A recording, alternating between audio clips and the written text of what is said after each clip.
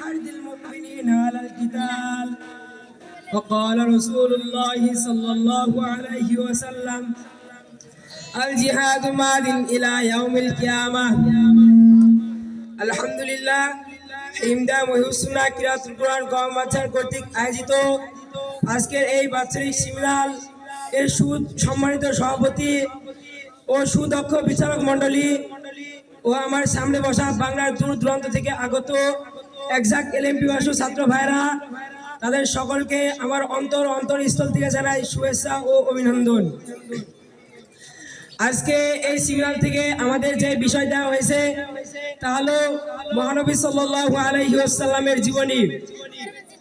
আমি এই বিষয়ে অল্প কিছু আলোচনা করার চেষ্টা করব ইনশাআল্লাহ। ইতিহাসকালের নীরব সাক্ষী এই ইতিহাস বলেছেন এই ইসলামী জিহাদের জন্য, এই ইসলামী বিপ্লবের জন্য অনেক নবী আম্বিয়া আলাইহিস সালামগণ অত্যাচারিত হয়েছেন, অনেক সাহাবায়ে কেরামগণ অত্যাচারিত হয়েছেন। এজন্য তিনারা অত্যাচারিত হওয়ার পরেও তিনারা জিহাদ ছাড়েননি। আল্লাহ তাআলা বলেন যে ব্যক্তি জিহাদের ময়দান ছেড়ে দিবে তার উপর আল্লাহ তাআলার অবদস্ত চাপিয়ে দিবে। এবং আমরা মুসলমান জাতি সব দিক থেকে স্বাধীন হওয়ার পরে আমরা তবুও মার খাচ্ছি। আমাদের দেশে আছে অনেক মুসলমান, তারপরে আমরা মার খাচ্ছি, নির্যাতিত হচ্ছি। আমাদের দেশে আছে বিলিয়ন বিলিয়ন টাকা, তবুও আমরা মার খাচ্ছি।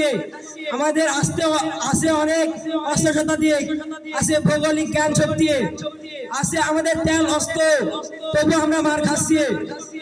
আমি আজকের এই মজলিসে বলতে চাই আমাদের এই দেশে আর কোনো হিন্দু বলে থাকতে পারবে না, আমাদের এই দেশে আর কোনো খ্রিস্টান থাকতে পারবে না। আমাদের এই দেশ মুসলিম রাষ্ট্র হবে, এই দেশ অবশ্যই মুসলিম আইন মতো চলবে। আমাদের এই দেশ স্বাধীন দেশ হয়েছে, কিন্তু তবু আমরা আলেমরা সবসময় সুরক্ষিত নয়। প্রত্যেক জায়গাতেই হিন্দুরা আমাদের উপর আক্রমণ চালানোর জন্য থাকে, তবু আমরা ওই সব হিন্দু বৌদ্ধদেরকে এই দেশ থেকে বিরুদ্ধ করার জন্য আন্দোলন করব। নবী করিম সাল্লাল্লাহু আলাইহি ওয়াসাল্লামের জিন্দেগি বলে বোঝা যায় তিনি কত কষ্ট করেছেন এই ইসলামের জন্য। এই ইসলামী জিহাদ তো এমনি এমনি হয়নি। আল্লাহ রাসূল হযরত মুহাম্মদ সাল্লাল্লাহু আলাইহি ওয়াসাল্লাম জিহাদ করেছেন, তার সাহাবায়ে কেরামগণ জিহাদ করেছেন, এরপরে আমরা এই মাতৃভক্তি পেয়েছি। আল্লাহ তাআলা বলেছেন তোমরা যদি এই জিহাদের পথে যাও, যে 1 টাকা দান করো, তাহলে আমি ওই 1 টাকার বদলে 70 টাকা নেকি দেব।